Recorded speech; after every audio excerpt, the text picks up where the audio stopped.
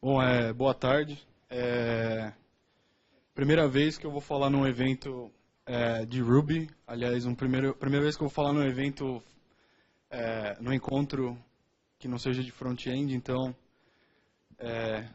pega leve aí. Bom, a ideia desse talk é mostrar as features do ECMAScript 6, que vai ser a próxima versão do JavaScript, com uma ótica de Ruby por trás. Eu comecei a trabalhar com Ruby há 1 ano e meio atrás, talvez. Gostei muito da linguagem e principalmente da comunidade por trás dela. E eu acho que o ECMAScript 6 veio para deixar as coisas mais fáceis para quem já tem familiaridade com Ruby. Então eu vou tentar ser bem breve, vou mostrar bastante coisa, mas qualquer coisa, meu GitHub, Twitter, LinkedIn, tudo é @RafaelRinaldi ali. Pode me procurar que a gente conversa. Então, como eu já falei, meu nome é Rafael Rinaldi, sou esse cara lindo aí, que usa terno na praia. Eu trabalho na Netshoes, no time de desenvolvimento, junto com mais umas 8 desenvolvedoras de front, especificamente. Eu organizo um meetup de front-end aqui em São Paulo, junto com o Daniel Filho e o Rafael Lira, chamado FEMUG. Todo mundo está convidado aí a participar. Entrem no fórum, o link está ali embaixo. A gente precisa de pessoas da comunidade Ruby, de outras comunidades, para ajudar nas discussões e trazer um pouco mais maturidade para esse mundo do front-end, que ainda está engateando em muita coisa. Eu também tenho um podcast, chama Zoff, o site está aí embaixo, junto com o Daniel Filho, o Caio Gondim e o Almir Filho, cada um em um lugar do mundo, isso é bem legal. E vamos nessa aí. Começando falando que o ECMA 6 ama o Ruby, tá? Então, o negócio do JavaScript, hoje eu ouvi umas coisas aqui que até fizeram eu ter ficado feliz de colocar esse slide aí. É uma linguagem incrível, tá? Haters gonna hate, mas também ela é meio bizarra. Então, ela não é orientada a objeto, mas ela pode ser orientada a objeto. Ela não é funcional, mas ela pode ser funcional. Ela pode ser só um monte de função procedural também, não tem problema. Ela aguenta o perrengue.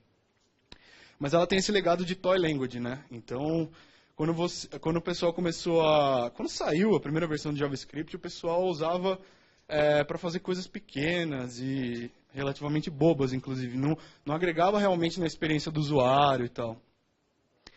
E aí a web evoluiu absurdamente rápido, né? Nos últimos 10 anos aí, muita coisa mudou, os contextos das coisas mudaram. E ela evoluiu muito rápido, mas pouco aconteceu nesse lado do JavaScript e tudo mais. Então chegou aí o XML HTTP Request, o famigerado Ajax, com o Google Maps e o Gmail, o pessoal do Yahoo também fazendo muita coisa em cima disso. E o jQuery apareceu para você conseguir manipular o DOM dinamicamente. Bibliotecas como o Motul surgiram para tentar dar uma ótica mais modular na hora de se escrever código JavaScript. E um cara também que é uma relação de amor e ódio na comunidade de Ruby principalmente, que é o CoffeeScript, tá?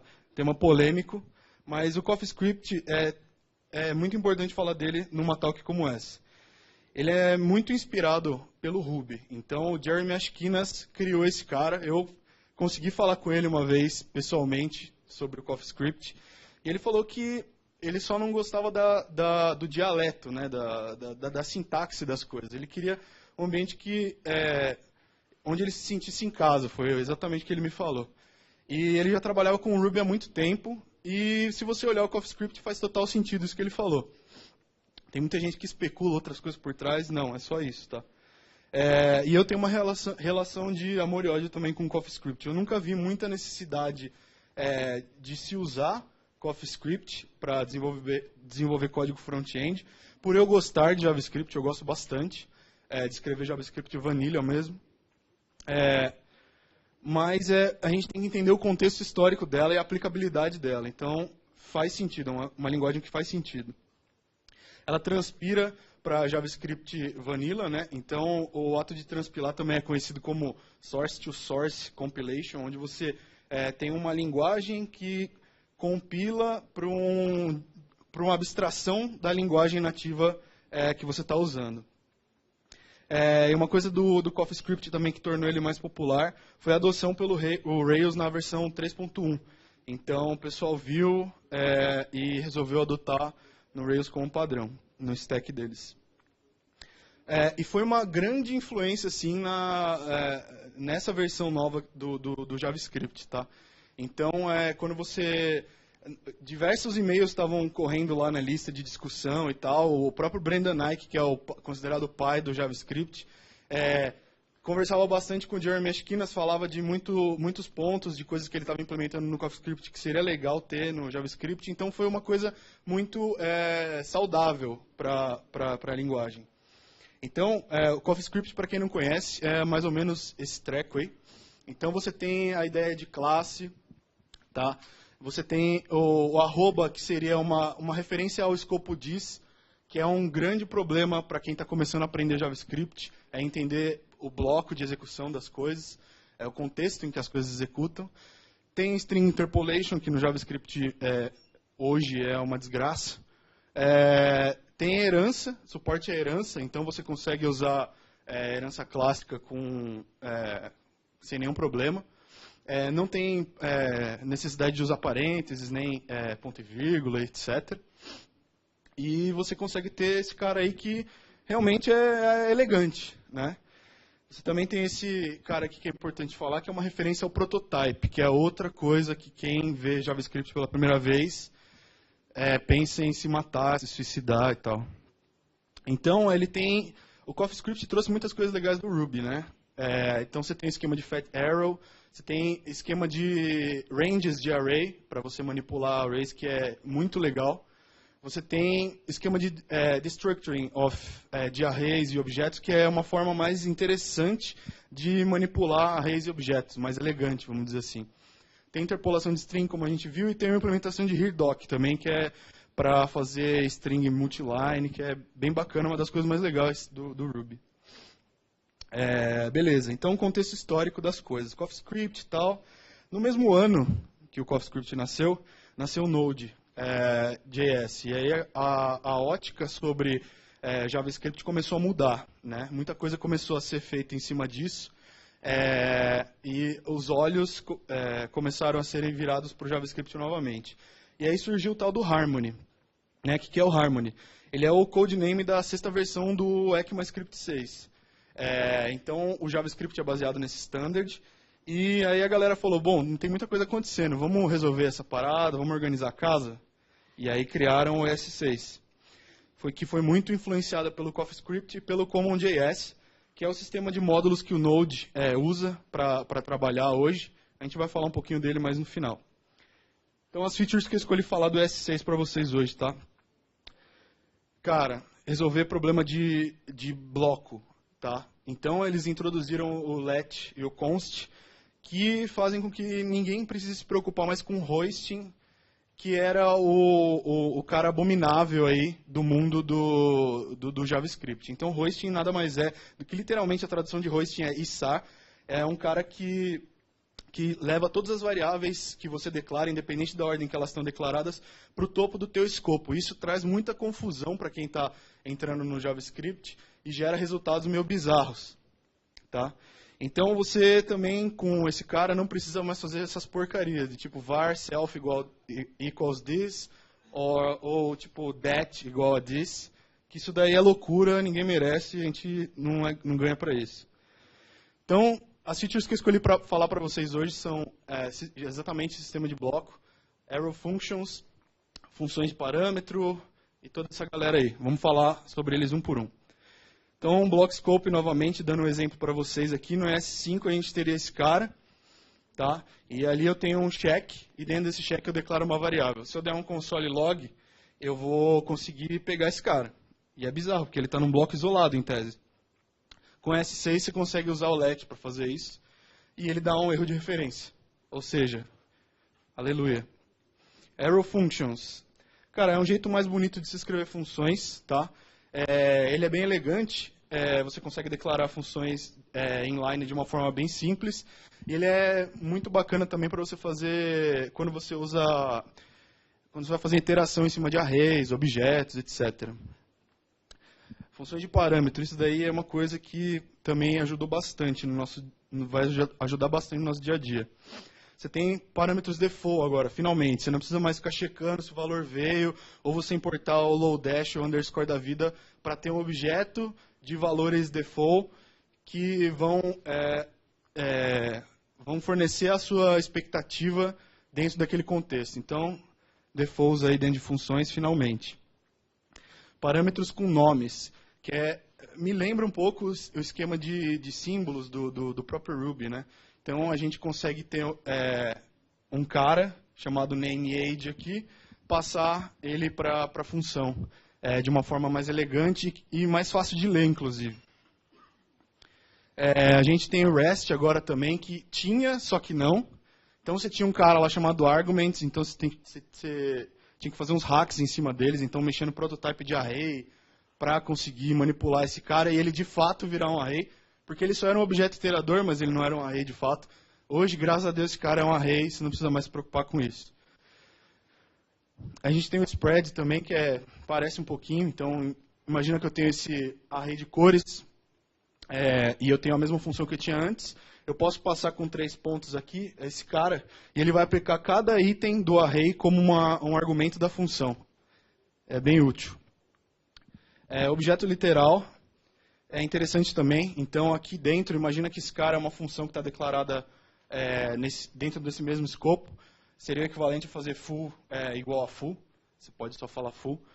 Você tem um shorthand para método, você não precisa usar função nem nada aqui, você só abre e fecha parênteses e já era. E a gente consegue finalmente ter manipulação dinâmica de IDs de objetos. Então aqui eu criei uma função que retorna 42 e estou acoplando lá o meu ID. E aí você está no valor para ela. Isso funciona. É bem bacana para você fazer, inclusive DSLs. Template strings finalmente. E esse é um cara legal, porque tem um problema que imagina que você tem um markup e você precisa ter esse cara, sei lá, numa constante, num template do teu JavaScript. Com S5 a gente tinha várias formas de fazer isso. Tem várias formas de fazer isso. A primeira, que dizem que é a melhor, é você criar para cada linha fazer concatenação de string, né? Então cada linha você vai concatenando ali e boa. Só que você também tem esse jeito de fazer, que é usando, escapando new lines, né? Que é essa coisa maravilhosa aí também. E você tem o jeito cowboy style, que é criando um array. Então, cada item desse array é muito usado para parsear argumento de coisas de command line, isso no universo do Node, tá? Então, cada item desse array é uma string, é um bloco, vamos dizer assim, e aí você dá um joinzão ali no final e bate o ponto. No S6 isso vai ficar muito fantástico, porque você pode só usar esse carinha aqui, ó, e fazer o que você quiser ali dentro, como se fosse um redoc, talvez. Você tem também interpolação de string, finalmente, você não precisa mais importar um mustache só para substituir um valor, nem um printf da vida, e etc. Tem nativo na linguagem. E a gente tem, finalmente, um jeito mais são de se trabalhar com async, tá? O contexto do browser é async, e a gente tinha muito pouco suporte para isso. Então era callback hell. Você criava callback dentro de callback, dentro de callback, e você não se achava mais naquilo, né? Então a gente tem um cara chamado generators agora, que é um esquema para você conseguir controlar o fluxo de execução de uma função, tá? O exemplo clássico de generator é criar um iterador. Então aqui eu criei um iterador. Você coloca esse asterisco aqui na frente ou aqui atrás da função, para indicar que ele é uma função de generator, com suporte a generator, e você usa o yield para pausar nos lugares que você quiser e esperar uma resposta para que ele continue a execução, tá? Então aqui, se vocês virem, eu associei esse cara a uma variável, né, o iterator, que vem de iterate, e eu vou dando next nele, como se fossem várias chamadas. Ele me retorna os valores atualizados ali. É muito útil isso daí para fazer programação assíncrona, tá? E junto com ele, no pacote, veio o Promises, que foi uma das primeiras implementações do ECMA 6, que foram de fato para o browser. Promises é bem legal, só que foi um grande problema ter uma API normalizada em que todo mundo falasse, beleza, vamos fazer assim? Vamos.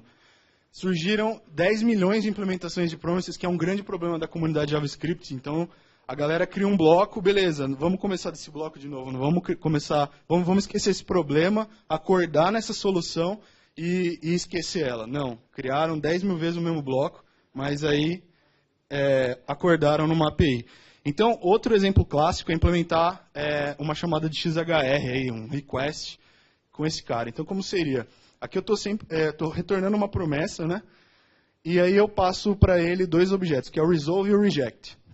Crio um XML HTTP request aqui, falo que é um getzão, passo a URL para ele e eu falo, beleza, no onload a gente precisa checar o status aqui, porque, enfim, tem umas doideiras por trás, mas enfim. Eu falo, beleza, se o status for 200, chama esse cara aqui, resolve, e passa a response para ele. Se não, reject nesse cara e joga uma exceção para ele passando o status text. Manda esse request. E aí você consegue ter uma API mais ou menos assim para trabalhar, que é bem elegante, né? Tem um get, then, se der certo, beleza, deu certo, se não, meh, você vai receber a exception ali. Classes e herança, todo mundo da orientação a objeto ama essas coisas, a gente teve um talk muito bom hoje sobre isso. Então, esses seis têm uma forma de conseguir trabalhar com a forma clássica de arquitetura baseada em classes, tá?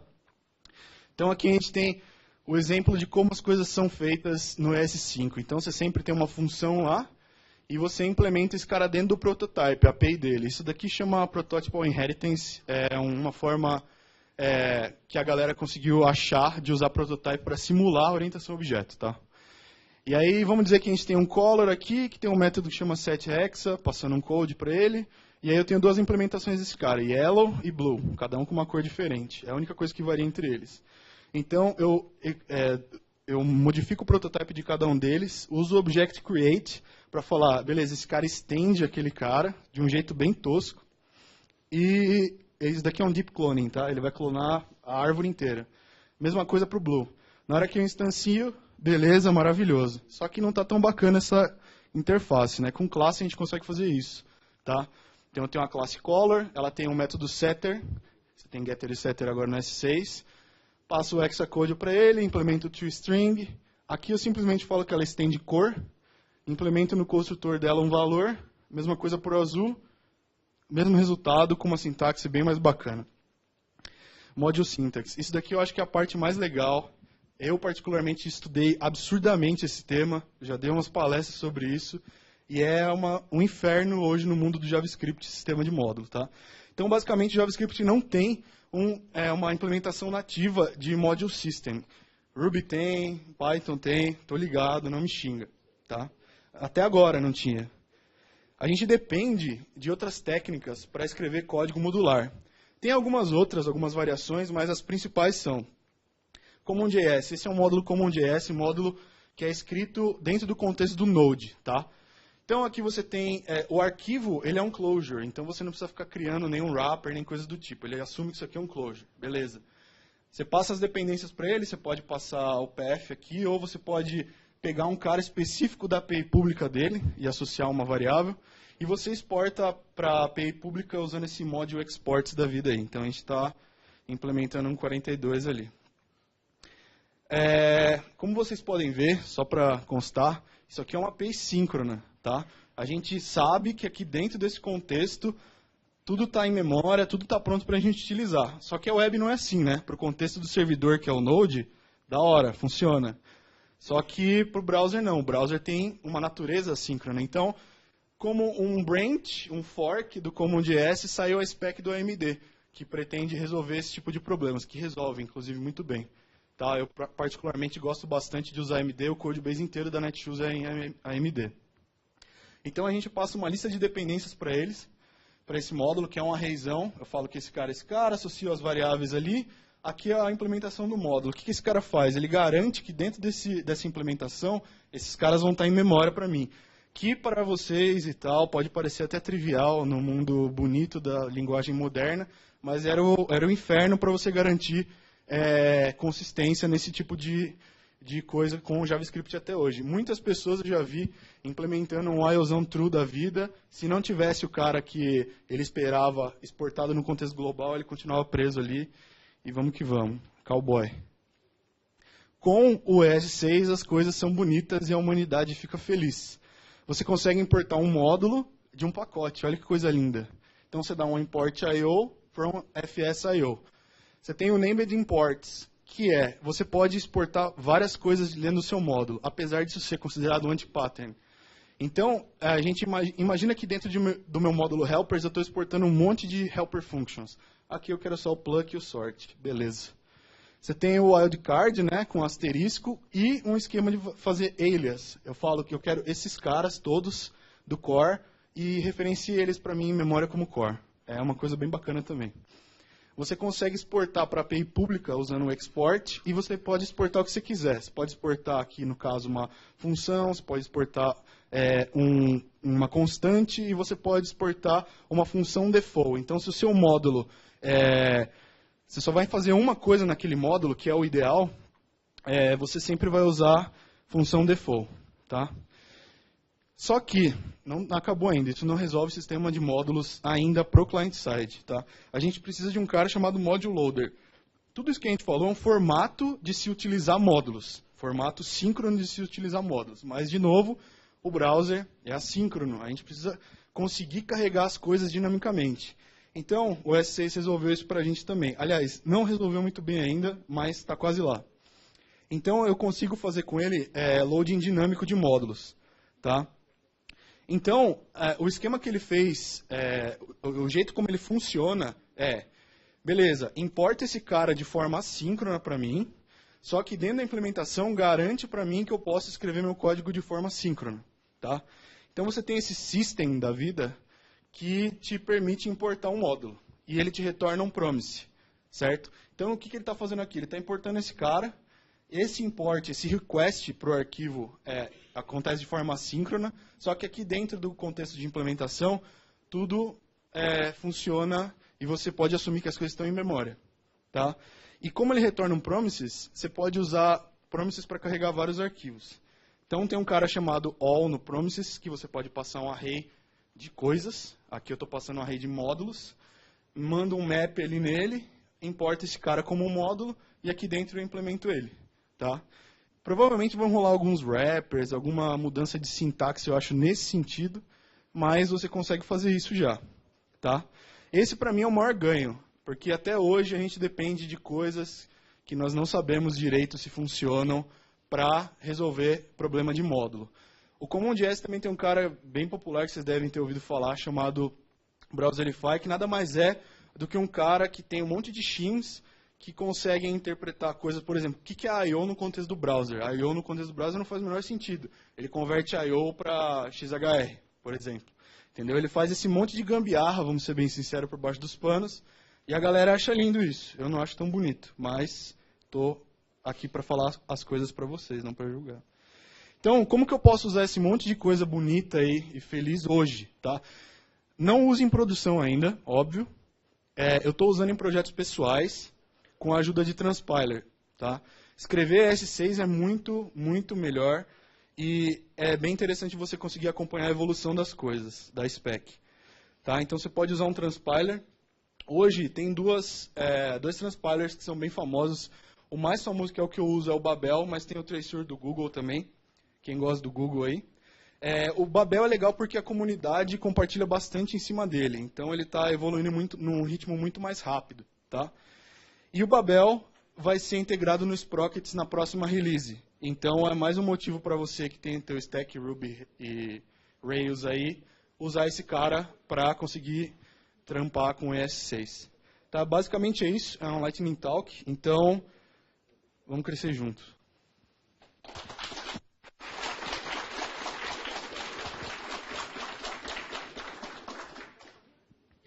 Perguntas?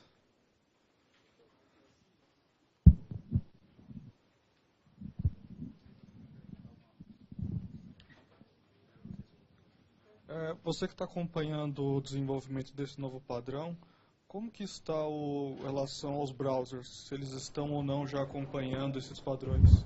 Então, tá rolando, mas num ritmo não tão rápido ainda. Então, a spec fechou, tá? O draft dela fechou, é considerado final já, mas a implementação dele vai começar no final de março desse ano. Então, no próprio Node, você tem uma flag lá chamada Harmony. Se você usar o REPLzinho do Node, não vai funcionar muita coisa. Promises, por exemplo, está aí há muito tempo, funciona. No Chrome, acho que também funciona. Mas você tem que ligar umas flags para trabalhar com isso nos browsers. O Babel, ele tem um REPLzinho também, se você entrar na command line, já vem instalada com ele. Chama Babel Hyphen Node. É um REPLzinho como se fosse Node, que você consegue usar qualquer coisa do ECMA 6 já hoje. Assim, é bem bacana.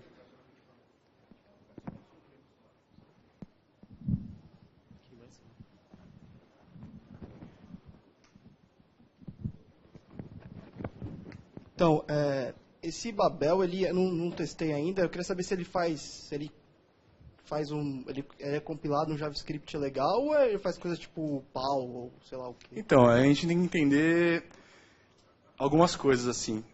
Transpiling funciona. Esse cara depende de um transpiler e de um runtime, tá? Como que você vai implementar coisas tipo arrow function com uma sintaxe que ainda não existe? Você tem que depender do runtime para esse tipo de coisa. Então ele depende do runtime, mas o código que ele gera é bem bacana, faz bastante sentido. Ele cria closure para tudo, garante que as coisas não vazam para a memória e para escopos que você não espera, e Dá etc. para confiar, sim. Sim, o antigo nome do Babel, eu esqueci de falar, chamava 625. Eles acabaram de mudar o nome, porque, né, vamos mudar o nome das coisas, já é tudo difícil. Mas ele funciona bem, funciona muito bem. Outra dúvida se você tiver que, se você não, como é que você faz na especificação atual, como é que você faz para trabalhar com módulo? Como é que você implementa isso? No ES5 você está falando? Então, como eu falei para você, tem algumas formas de fazer isso. Require, yes. As mais populares são a AMD. O AMD, no caso, tem alguns module loaders. Lembra sempre que, quando você fala de módulo, você tem a implementação da sintaxe e o cara que vai, de fato, carregar ele. O AMD é um formato, tá? E ele tem alguns module loaders. Tem um cara chamado curl e o mais popular é o Required.js, que é o que eu uso em produção hoje. E é muito bom. Tem muitas opções para fazer bundle para produção e etc. E você pode usar o CommonJS, que é o sistema de módulos do Node, usando o tal do Browserify para escrever client-side. Eu particularmente não gosto, porque ele resolve as coisas de uma forma meio doida. Meio, sei lá, você não consegue prever muito o que está acontecendo. Mas dá para você usar os dois tipos. A maneira vanilla, assim, de JavaScript, você até consegue simular uns módulos, mas Sim. você não garante o carregamento, né? Então, você consegue fazer. Você pode simular, por exemplo, um namespace. Por exemplo, var módulo igual um closurezão. Beleza, é um módulo. Só que não escala muito bem esse tipo de coisa. É experiência própria, assim. Tem um outro cara também chamado Webpack, que é um cara que você consegue escrever em qualquer dialeto. E ele compila para Vanilla JavaScript também por baixo dos panos. Se quiser, dá uma olhada lá também, que é bacana. Rafael, que tipo de projeto pessoal? O que você usou para fazer o quê? Nossa, essa é uma pergunta muito genérica, cara. Dá um exemplo. Tá.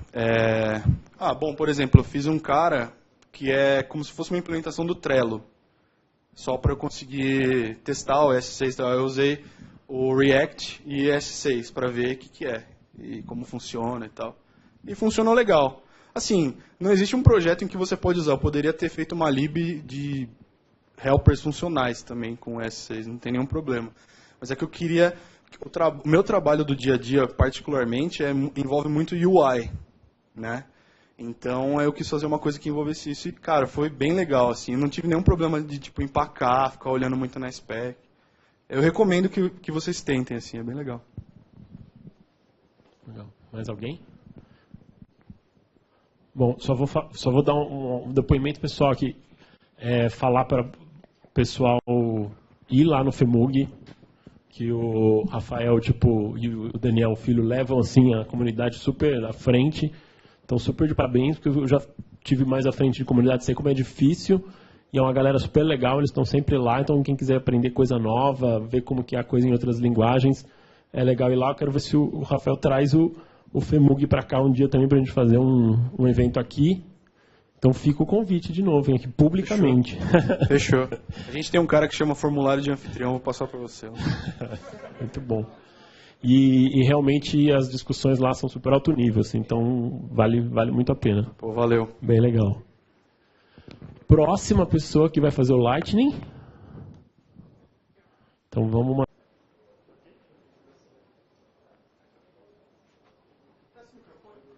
Som. Tá pegando?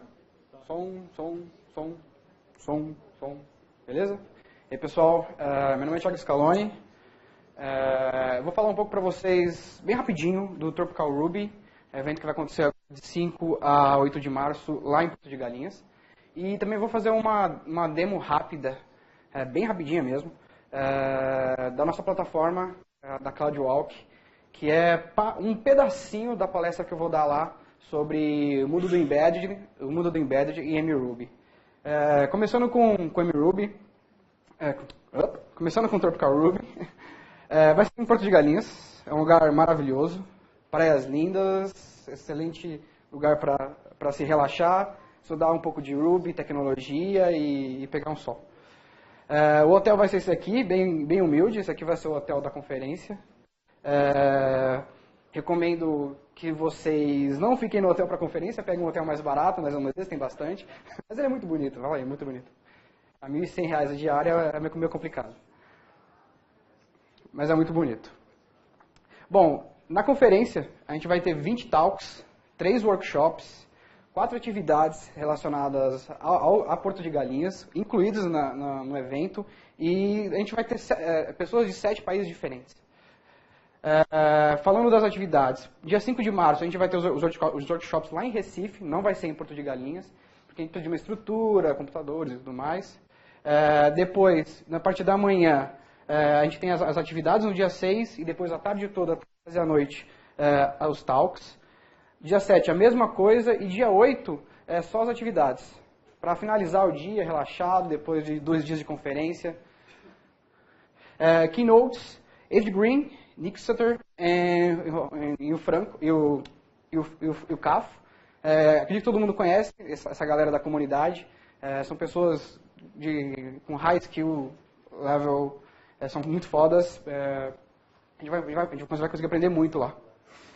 Os workshops, teremos 3 no dia 5. Reactive Development and Operations in Ruby, The Path of Modular UI, and Deputizing Introduction to Trailblazer, com o próprio Nick Sutter. Isso aí. Bom, dos passeios e das atividades que nós vamos ter no evento, passeio de barco, eu não sei bem como é que vai ser isso, mas parece legal, que bonito.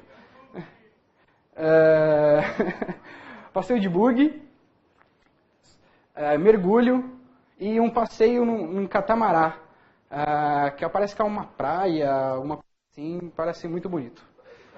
Isso. Essa aqui foi a última edição, em 2014. O Tropical Ruby se tornou o segundo maior evento de Ruby no Brasil. Tem muita gente boa participando do evento, é um lugar fantástico. Recomendo demais que vocês tentem ir para o evento. Também é bom avisar que no dia 5 de março, lá em Recife, a gente vai ter o Dev Beers, às 19 horas, nesse lugar aqui. Não sei bem onde é, mas acho que todo mundo aqui deve ter participado de um Dev Beer alguma vez. Bacana, vamos beber de graça e conversar sobre tecnologia. Quem não gostaria? É no mesmo lugar do workshop. Oh, legal, bacana. No mesmo lugar do workshop. Valeu aí, Trindade. É isso aí, Tropical Ruby 2015, de 5 a 8 de março, em Porto de Galinhas. Se você quiser mais informações, tropicalrb.com, Twitter, @tropicalrb. É isso aí, valeu. Esse aqui foi só o comecinho, só para falar do evento. Agora vão vir mais 3 horas de C. Bom, o que a gente faz lá na CloudWalk? Basicamente, de forma bem resumida, a gente tem uma plataforma para desenvolvimento para terminal de meio de pagamento. Ou seja, você desenvolve na nossa plataforma e a gente garante que a sua aplicação vai rodar na maioria das máquinas do mercado. E o que isso tem a ver com Ruby? A gente um runtime novo, utilizando MRuby, onde você vai conseguir desenvolver utilizando Ruby. Para vocês terem uma ideia, esse aqui é o ambiente que eu tenho para desenvolver essa aplicação. E eu resolvo o problema para vocês aqui, ó. Eu estou no Windows XP, numa VM, fazendo C. E no passado, quando nós não tínhamos nosso runtime, para atualizar essa aplicação num terminal POS, a gente tinha que passar para o carinha um pendrive que ia até o local e atualizava o código, a lógica de negócio da aplicação. Então a gente está falando de, sei lá, uma vez no ano, você atualiza a aplicação, você tem que fazer um deploy de aplicação que seja perfeito, não. E esse deploy da aplicação você só vai ter o feedback do cliente depois de um ano. Então, não tem como um desenvolvedor trabalhar assim, não tem continuous delivery, não tem teste, porque está rodando no ambiente do terminal, e é isso que a gente tenta resolver com CloudWalk. Mais detalhes disso, eu vou falar na minha apresentação lá no Tropical Ruby, então se vocês quiserem ver, não percam. Agora eu vou fazer um demozinho rápido de como é que está o estado do nosso runtime. Tá? Eu tenho aqui uma app chamada BitPay. Basicamente, é uma app de demo que nós fizemos para aceitar Bitcoin. Então, hoje, a gente consegue subir num terminal POS, uma aplicação que vai passar crédito e débito, transação financeira, e além disso, ela também vai aceitar Bitcoin. E tudo isso rodando com Ruby. Só para vocês terem uma ideia aqui, antigamente não tinha nenhuma rotina de testes, não tinha nada que a gente conseguia fazer para poder otimizar e entregar mais qualidade para o cliente. E hoje a gente consegue testar toda a lógica de negócio no local, na máquina, com Ruby, e depois subir para o terminal e ter pelo menos uma garantia do que pode estar acontecendo lá no terminal, uma pequena garantia de que essa aplicação vai funcionar. Só para vocês terem uma ideia, hoje a gente consegue verificar o funcionamento de uma aplicação só rodando um Rig Test. Disso para um Windows XP e um Eclipse nojento em C, é um avanço bem interessante. Além disso, querendo fazer o improve da plataforma e pensando em empresas que fazem isso muito bem, sei lá, Heroku. Quem não gosta do Heroku? Quem não tem uma aplicação no Heroku e ama o jeito que eles fazem deploy? É isso que a gente está buscando fazer e entregar também para o terminal POS. Aquele mundo de Edge, onde você tem que se ferrar para fazer C, atualizar a aplicação, erro no hardware e tudo mais, a gente tenta resolver. A gente tenta resolver isso na plataforma. Então, a última feature que nós terminamos, que a gente chama de notification, é uma forma de fazer continuous delivery com o terminal POS. Eu vou mostrar para vocês aqui como é que a gente faz esse continuous delivery, como é que a gente faz o deploy dessa aplicação e como é que isso funciona, e como é que funciona a aplicação do BitPay aqui, do BitPay que a gente tem aqui, tá? Legal, eu vou precisar do meu amigo Gão. Primeira coisa aqui, eu tenho na aplicação, vou olhar o código dela, só coisa bem simplesinhas. Eu tenho um método call aqui que inicia a aplicação, ela faz o setup, tá? Faço a limpeza da tela e depois disso eu vou colocar um puts aqui só para a gente ver como é que foi a atualização dela. GoRSP, vou colocar um get key aqui de 2.000 milissegundos. Beleza, estou aqui na aplicação, git status, está ali o libmain, vou adicionar essa aplicação no git, vou dar um commit com mensagem nojenta mesmo, beleza, opa, tá lá, comitado. Agora eu vou enviar esse cara para o nosso servidor de deploy, da mesma forma que a gente faz com Heroku, utilizando git hooks e as paradinhas. Tá, volta aqui, git push CloudWalk master. Peraí, deixa eu... Esse passo aqui faz a parte da autorização.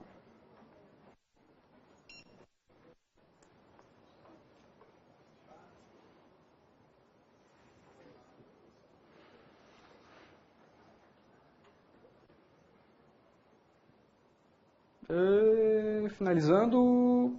Pronto. Fez o deploy dela. Tá. Como é que a gente vai ver isso sendo atualizado no terminal? No fluxo normal, o próprio servidor, ele avisa o terminal que ele tem uma nova versão de app para baixar.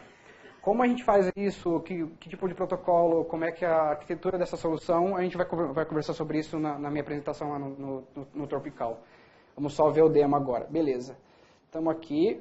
Eu vou abrir o Photoboot só para a gente ver na minha tela que o Gão vai segurar aqui para a gente. Legal, legal. Tá. Não.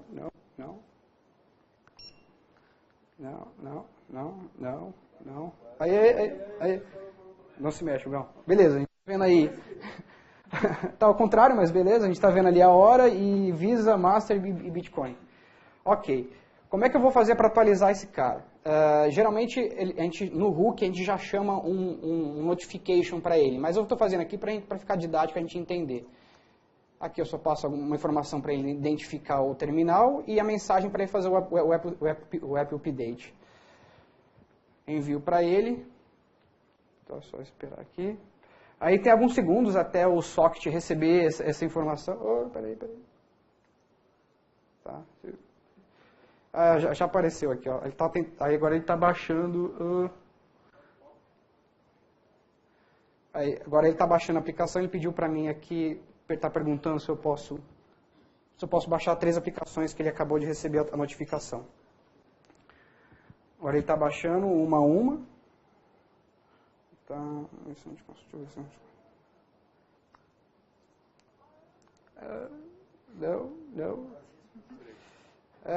No Tropical Ruby a gente vai usar vídeo, que é melhor. Não. Aí.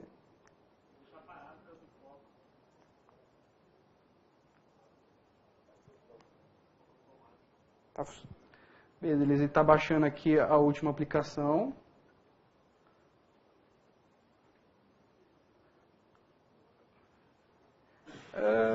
Live Demos, adoro.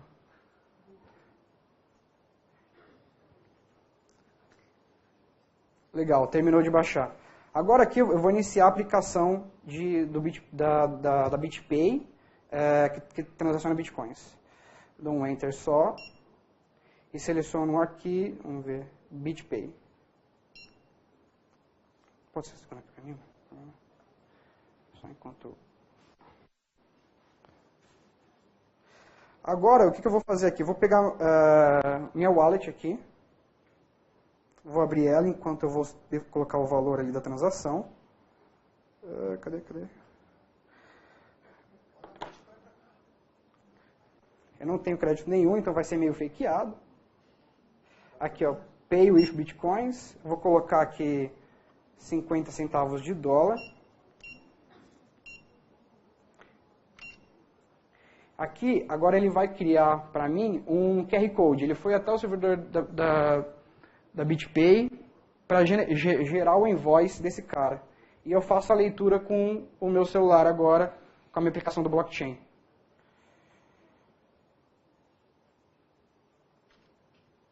Aí depois eu só aperto o Send e ele enviou o pagamento. Pronto, você já tem o seu café, você já pode consumir o seu café.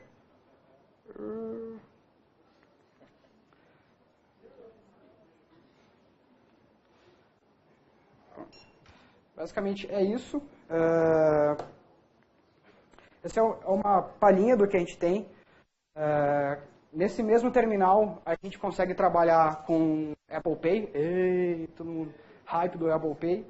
A gente consegue transacionar com cartão sem contato também, MV e outras coisas, e trabalhando com Ruby. Para vocês terem uma ideia do tamanho do nicho do mercado, só no Brasil a gente tem cerca de 3 milhões de terminais de POS. Imagine trabalhando com Ruby, com esse fluxo de desenvolvimento, o que você consegue fazer e entregar de valor numa aplicação. Basicamente é isso. Obrigado. Valeu.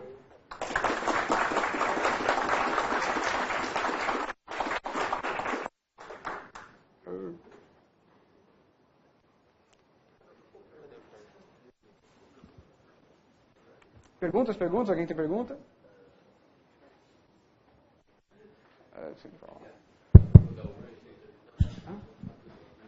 Opa, boa tarde. Opa. Cara, como que funciona a comunicação com o terminal? A gente é socket TCP basicamente, e para trabalhar com notifications, que é fazer o quê? Receber receber a notificação que tem uma app nova, a gente mantém um socket aberto utilizando o Surf. É um protocolo, é um Gossip Protocol, que a gente consegue trabalhar com uma arquitetura bem distribuída e mensageria entre servidores. É bem interessante, e com ele a gente consegue, por exemplo, manter 300 mil sockets abertos e todos os terminais funcionando o tempo todo. Isso é muito complicado para o terminal POS, porque imagina que, sei lá, você está no GPRS lá com um cara que não entende, o cara é um merchant, um cara que está ali no varejo, ele está com o terminal POS ali, o que ele mais faz é reiniciar, bater, xingar. Então esse é o nosso desafio, fazer esse socket aberto funcionar, manter sempre vivo e ter esse fluxo de continuous delivery, continuous deploy funcionando. Legal, valeu.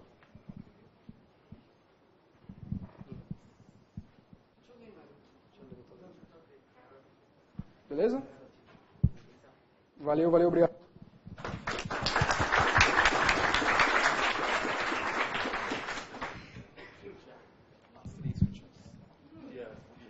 Tá. Alguém quer usar aqui? Pô, muito legal, hein? Fala para os seus clientes usarem lá o Twitter para descobrir as cotações antes de pagar, entendeu? Pessoal, vamos só fazer o sorteio das 3 últimas camisetas aí, é isso? Exato. 2 The Walking Edge